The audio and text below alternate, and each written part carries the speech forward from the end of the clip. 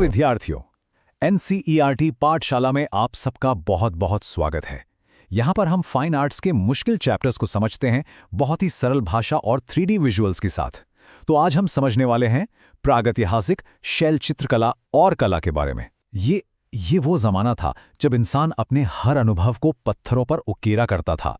तो चलिए आज की बात एक बहुत ही दिलचस्प सवाल से शुरू करते हैं।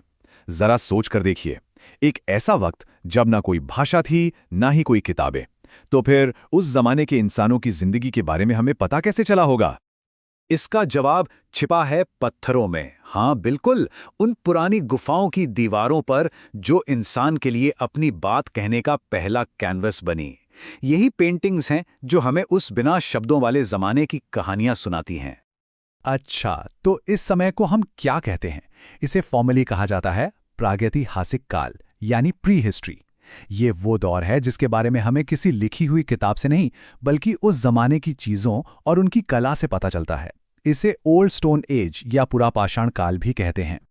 तो चलिए अब चलते हैं एक सफर पर, भारत के सबसे पहले कलाकारों की इस खोई हुई विरासत को खोजने। और आप ये जानकर हैरान हो जाएंगे कि इस मामले में भारत का रोल कितना बड़ा रहा है।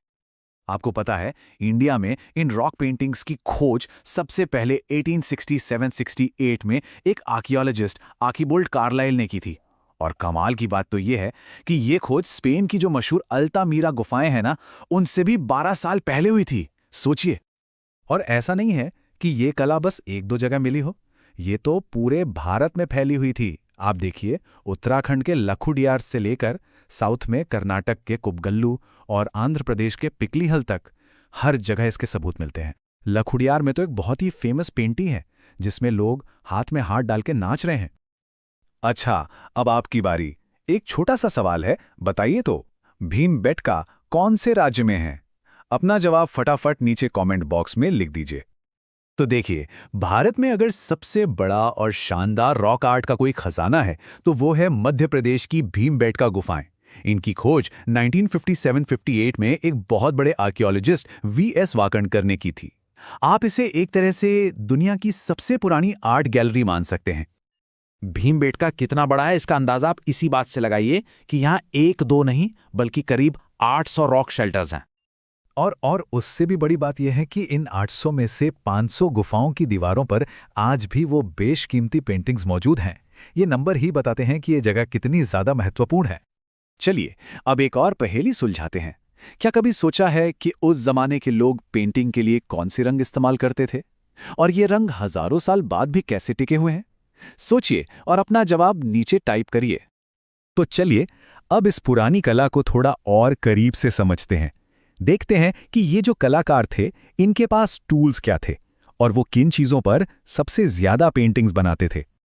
देखिए, ये जो कला है ना, ये धीरे धीरे विकसित हुई 3 मेन स्टेजेस में। सबसे पहले अपर पैलियोलिथिक एज में, जब इंसान बड़े बड़े जानवरों का शिकार करता था तो हमें बड़े बड़े जानवरों के ही चित्र मिलते हैं। फिर आया मीजोलिथिक एज। इस दौर तक जिंदगी थोड़ी बदल गई, औजार भी अच्छे हो गए, तो पेंटिंग्स का साइज छोटा हो गया और शिकार वाले सीन्स में एक तेजी, एक मूवमेंट दिखने लगा। और आखिर में चैल्कोलिथिक एज में, जब लोग एक साथ मिलकर रहने लगे तो हमें आपस में मेलजोल और जिंदगी के दूसरे हिस्सों की पेंटिंग्स भी दिखने लगती हैं। इन पेंटिंग्स के जो थीम्स थे यानी विषय, वो भी बड़े कमाल के थे। शिकार के सीन तो थे ही, साथ में लोग मिलकर नाच रहे हैं, कुछ लोग शहद जमा कर रहे हैं, यहां तक कि परिवार के साथ के भी चित्र हैं। मतलब ये पेंटिंग्स उस समय की जिंदगी का एक पूरा एल्बम है।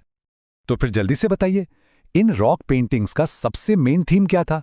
जरा याद करिए, कौन से पीरियड में एक खास तरह की पेंटिंग सबसे ज्यादा बनती थी? तो याद है वो रंगों वाला सवाल? उसका जवाब ये है, ये रंग कहीं बाजार से नहीं आते थे। ये कलाकार अपने आसपास की चीजों से ही रंग बनाते थे। जैसे लाल रंग के लिए गेरू यानी हीमेटाइट पत्थर को पीस लिया, हरे रंग के लिए कैल्सिडोनी नाम का एक पत्थर होता था, और सफेद रंग के लिए चूना पत्थर। और ब्रश, वो भी पौधों के रेशों से ही बन जाते थे। कितना कमाल का जुगाड़ था। चलिए अगला सवाल आपके लिए। वो कौन सा दौर था जब सबसे ज्यादा रॉक पेंटिंग्स बनाए गए? मतलब किस एज की पेंटिंग्स हमें सबसे ज्यादा मिलती हैं? ठीक है, तो हमने ये तो समझ लिया कि क्या बनाया गया और कैसे बनाया गया, पर अब हम आते हैं सबसे बड़े सवाल पर। क्यों? आखिर वो लोग ये पेंटिंग्स बनाते ही क्यों थे? क्या मकसद था इसके पीछे? इसको लेकर ना कई अलग अलग थ्योरीज हैं और सब बड़ी दिलचस्प है। एक तो ये कि शायद वो बस अपनी गुफाओं को सुंदर बनाना चाहते थे, जैसे हम आज अपने घरों को सजाते हैं। या हो सकता है कि ये पेंटिंग्स उनकी जिंदगी की एक विजुअल डायरी हो। एक और मजेदार थ्योरी ये है कि शायद ये किसी रस्म या पूजा का हिस्सा था, जैसे शिकार पर जाने से पहले कामयाबी के लिए कोई रिचुअल करते हों। या फिर ये अपनी कहानियां, अपनी मुश्किलों को आने वाली पीढ़ियों को बताने का एक तरीका था। और इसीलिए किसी ने क्या खूब कहा है, कला वो भाषा है जो पत्थरों पर भी जिंदगी की कहानी लिख देती है। और ये रॉक पेंटिंग्स इस बात का सबसे जीता जागता सबूत हैं। और अब आ गया है वक्त हमारे स्मार्ट लर्नर्स के लिए एक जबरदस्त चैलेंज का। जरा दिमाग लगाइए, अगर एक ही जगह पर एक पुरानी पेंटिंग के ऊपर बार बार एक नई पेंटिंग बनाई जाती थी, तो ये उस जगह या उस कलाकार के विश्वास के बारे में हमें क्या बताता है? इसका जवाब नीचे कमेंट बॉक्स में जरूर लिखना, क्योंकि जो भी सबसे सही और सबसे इंटेलिजेंट जवाब देगा, उसका नाम हम अपने अगले वीडियो में टॉप अचीवर की तरह अनाउंस करेंगे और उसे मिलेगा एनसीईआरटी पाठशाला की तरफ से एक special smart learner badge mention. तो देर मत कीजिए, दिखाइए कि आप ही हैं एनसीईआरटी पाठशाला के असली स्मार्ट लर्नर। तो चलिए, जाने से पहले एक फटाफट रिवीजन कर लेते हैं आज की जरूरी बातें। पहली बात, भीमबेटका भारत की सबसे बड़ी प्री हिस्टोरिक आर्ट साइट है। दूसरी, कलाकारों ने गेरू और चूना पत्थर जैसे खनिजों से नेचुरल कलर बनाए। तीसरी, पेंटिंग्स के सबसे कॉमन थीम्स थे शिकार, नाचना गाना और कम्युनिटी लाइफ। और चौथी और सबसे जरूरी बात, ये हमारी एक ऐसी विरासत है जो हमें हजारों साल पहले के इंसानों की जिंदगी और उनकी सोच में झांकने का मौका देती है। बहुत बहुत धन्यवाद विद्यार्थियों। अगर आपको आज कुछ नया सीखने को मिला हो और ये प्रस्तुतिकरण पसंद आया हो तो इसे लाइक और शेयर जरूर करें और अपने चैनल एनसीईआरटी पाठशाला को सब्सक्राइब करना बिल्कुल न भूलें। याद रखिए, हर दिन कुछ नया सीखना है, सिर्फ एनसीईआरटी पाठशाला के साथ। और हाँ, अपने जवाब कमेंट्स में जरूर दीजिएगा। मिलते हैं अगली बार। धन्यवाद।